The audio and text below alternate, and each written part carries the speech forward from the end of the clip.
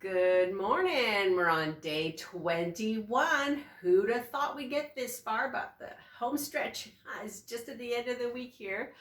Today we're talking about some nasties, a little bit of nasty stuff, nasty to look at.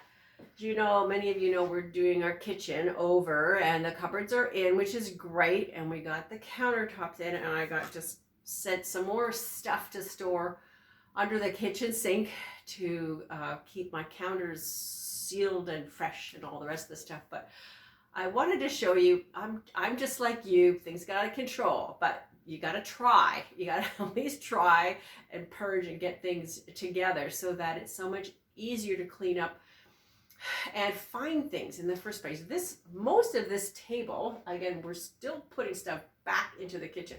Most of this table here is stuff that came out from under the kitchen sink in our old configuration, and I cannot believe that most of this stuff it's not going back in there. Absolutely. But when you're looking at cleaning products, try and stay as natural as possible. You know, a jug of vinegar goes a long way cleaning, and it does. You can dilute it, you can use it for glass, you can use it for chrome, you can use it, all kinds of places. If you want to make a pre-mixed solution to make it easy in a squirt bottle or a jar, that's great. But I also find that it helps to put a little splash into the laundry cycle. In the rinse cycle. No, the clothes don't smell like vinegar, but they're clean and fresh, and it gets off some of the skin oils and the skin cells and things on some of your delicates and your sheets. So, buy it by the gallon for sure. But some of these other things are specialty products to seal things or shine things or whatever. You just gotta decide where the line is to pair off some of these things. Now, the other stuff I wanted to talk about is cleaning products in general in all the bathrooms. We have 3 full bathrooms in this giant house and a little powder room, more than I could ever imagine or more than I could ever clean.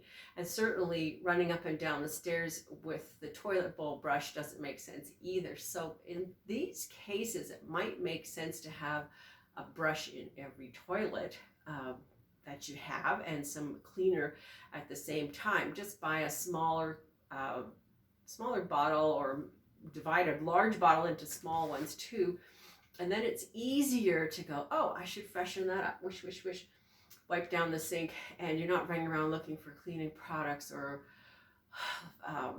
raping one bathroom for another one. Just get enough for everything at the same time. And same thing with the kitchen. You don't need all those duplications, just one product that does multi-surfaces and then restock with another product. So what I need to do today is cull these things and get them into under the kitchen. I'm going to make a little caddy that I can walk around the house with a duster and a sponge and a cleanup thing. So I think that's going to help a little bit. And yeah, it's starting to pile up again before we get it emptied. The new tile has come in, and this is a piece of, let me show you our new tile. It's down there on the floor. We got cases of this, and we'll get that tile up in the kitchen, and you two are going to have a big reveal at the end of this, and you can join me in my celebration at the end of the week when we get all this 27 steps done. Anyway, big hugs. Have a great day. Embrace the mess. We talked about this. Bless the mess. It's an abundance in a different form. And we'll see you tomorrow. Cha, cha, cha.